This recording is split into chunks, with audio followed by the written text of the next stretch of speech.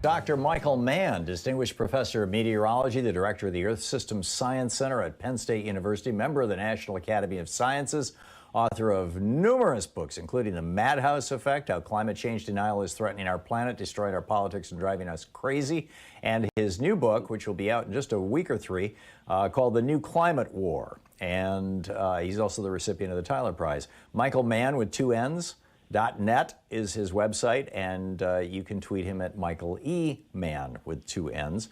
And Professor Mann, welcome back to the program. It's great having you, and thank you for doing a long-form conversation with us today. I'm really looking forward to digging into this. I'd like to start out with, you've been in this business for a lot of years.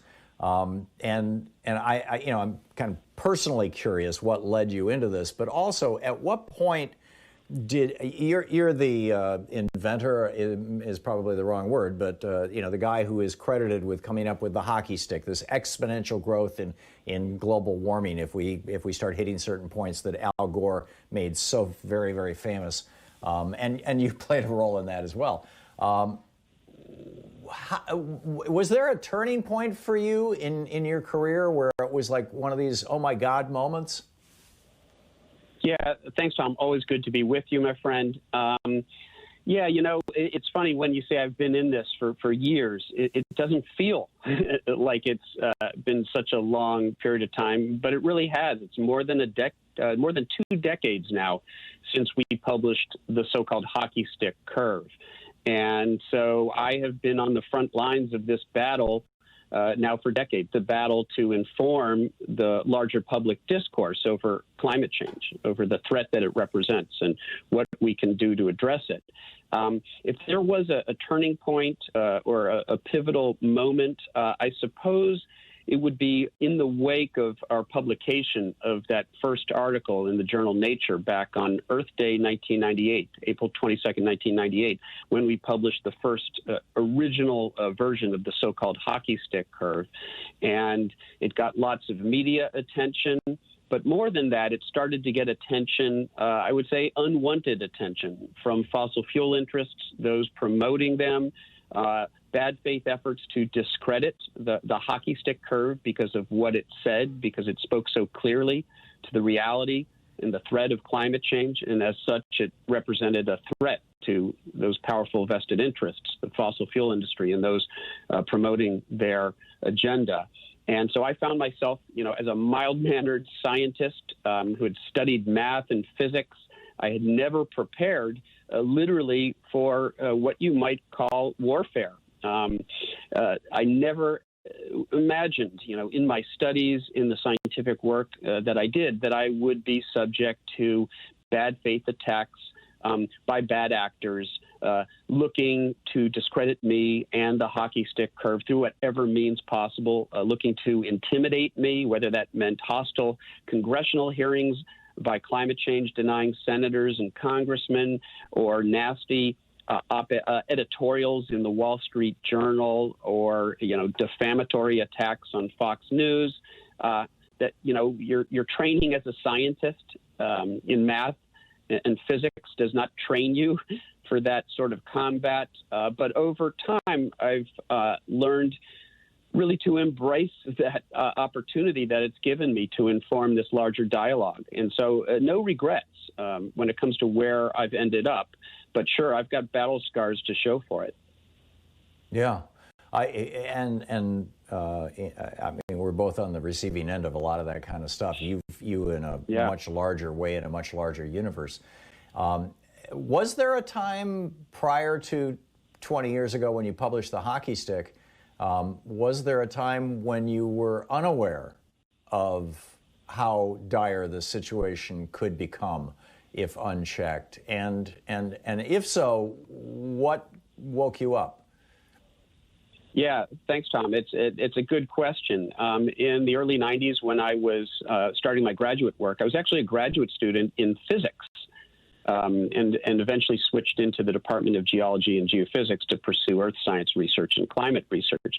But I started out as a theoretical physicist, and that was at Yale University at the very end of the 1980s. And at the time, the presidential science advisor to George H.W. Bush, President George H.W. Bush, was D. Allen Bromley, a conservative nuclear physicist from Yale, who, in fact, came back to Yale University while he was serving as science advisor to give a lecture to us physicists, us fellow Yale physicists. And I still remember that lecture where he lambasted climate models and criticized climate research. Of course, at that point, he was advancing an agenda of disinformation, efforts to undermine public faith in the science of climate change. And that meant that a conservative presidential science advisor saw it as part of his mission to discredit climate research to a group of mostly young physics graduate students like myself.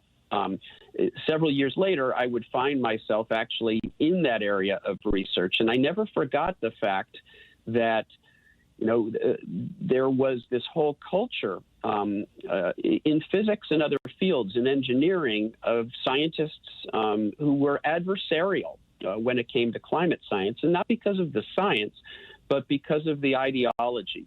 There was sort of a conservative streak, and my colleague Naomi Oreskes has written, eloquently about sort of how climate change denial sort of had as its origins these Cold War physicists who feared anything that was a threat to principles of liberty and freedom, and they saw climate change as such a threat for ideological reasons. And for that reason, in the culture of physics and engineering and some other fields, there was this distrust of climate science.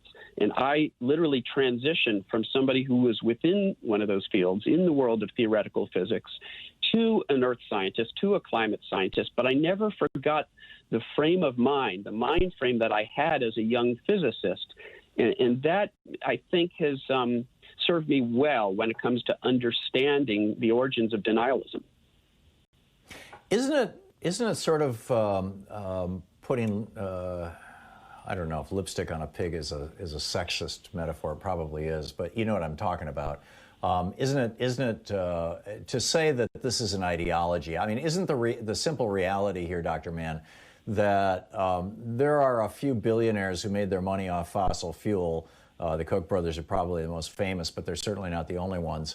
Not to mention an entire industry, ExxonMobil at the front of it, who want to continue to make money off fossil fuels. They're sitting on trillions of dollars of oil that's still, and natural gas and coal that's still in the ground. Yep. And this isn't really about ideology. This isn't about high principles. The whole liberty thing is BS. It's all about money. Yeah, I think that's right, Tom. And it's important, though, to distinguish between the larger forces, the puppet masters, those pulling the strings, and they are conservative interests of fossil fuel industry, the Koch brothers, who have, literally who are invested in, hundreds of billions of dollars invested in fossil fuels. So they have an obvious profit motive, and that's been the primary reason that the fossil fuel industry has literally thrown tens of millions of dollars at this massive, you might argue, the largest, best organized, most well-funded disinformation campaign in the history of human civilization, the campaign to discredit the science of climate change, to deny climate change. But what's also important to understand, and this is what Naomi speaks to in Merchants of Doubt, is that there were individuals who were prone to buying into that, who were very useful idiots, as it were, because their ideology prepared them to become pawns for those interests. That makes a lot of sense. We're talking with Dr. Michael Mann, distinguished professor of meteorology and the director of the Earth Systems Science Center at Penn State University. We'll be right back. This is the Thom Hartmann Program. Dr. Mann's new book, The New Climate War, is just about out. It's available for pre-order right now wherever you find fine books.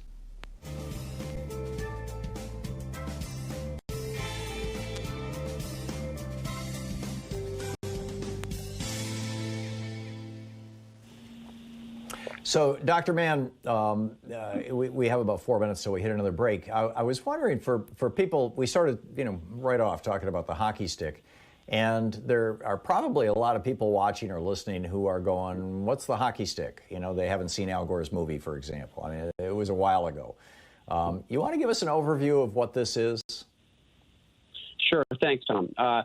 So, you know, we only have about 150 years of widespread surface temperature measurements around the planet, and that allows us to estimate quite confidently how much we've warmed over that time frame, over the last century and a half. But to place that warming in a longer-term context, to understand just how unusual it might be, and by implication, how much it might have to do with what we are doing, with the burning of fossil fuels and other human activities that are elevating the concentration of carbon pollution in the atmosphere. To put that warming in a broader context, we need to turn to natural archives like tree rings and corals and ice cores and cave deposits, stalagmites and stalactites.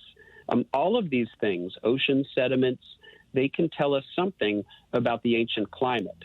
And so it's sort of a puzzle to solve. Can we put together the clues from all of these disparate lines of natural evidence to reconstruct how the climate changed in the more distant past? And the hockey stick was really the first, you know, it was a term that was given to the result of our efforts to do that. We reconstructed temperatures over the past 1,000 years. That's as far back as we could go with the data that we had. And when you averaged over those temperature patterns to produce a single number, the temperature of the northern hemisphere for that year, and you plotted it over time, what you saw was that there was this sharp uptick over the past century and a half that had no precedent as far back as we could go. And visually, it looks like an upturned hockey stick, with the blade being the unprecedented warming that we've seen over the past century or so. And I think because it told a simple story, right? You didn't need to understand the physics of the climate system, the mathematics, the intricacies of the science to understand what this curve was telling us, that there was something unprecedented taking place today in our climate. And by implication, it obviously has something to do with us, with the burning of fossil fuels. And so it became a very potent image in the climate change debate, and that made it a threat, of course, to those powerful vested interests who want us to remain addicted to fossil fuels. Yeah, and then they came after you. And your new book is not out yet. I haven't seen it. Is that the essence of the new climate wars? Well, we have to fix that, Tom. Remind me, and we'll send you out a copy as soon as possible. Thanks. Yeah, I mean, that's really what the new climate war, it's about the evolution now. As the evidence becomes so obvious to the person on the street, we see the images, you know, on our television screens, in our, social media feeds. The impacts of climate change are no longer subtle, right? We're seeing them play out in real time. So that means outright denial is no longer tenable by those forces of inaction. And so we'll talk about the techniques, the tactics that they're now using instead.